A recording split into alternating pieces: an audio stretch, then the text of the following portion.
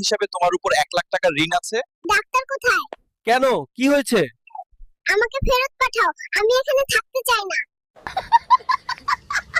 বাবু, জন্মেই কিসের এত টেনশন? কেন জানেন না, এদেশে জন্মানোর চাইতে জন্ম নিবন্ধন করা বেশি কঠিন। বাবু, তুমি তোপসই জন্ম নিলে, এখন তুমি কি করছো? আমি তো হাগু আর হিসু দুটোই করেছি, পারলে আমার ডায়াপারটা পাল্টে দাও। বাবু, এই বয়সে লুঙ্গি পরছো কেন? ডায়াপার পরলে পাছায় গরম লাগে, আর লুঙ্গি পরলে নিচ দিয়ে ঠান্ডা হাওয়ায় আরাম লাগে।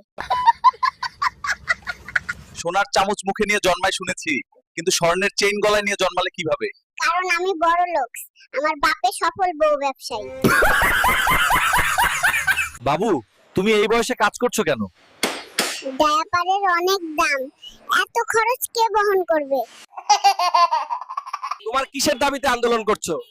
দাবির মধ্যে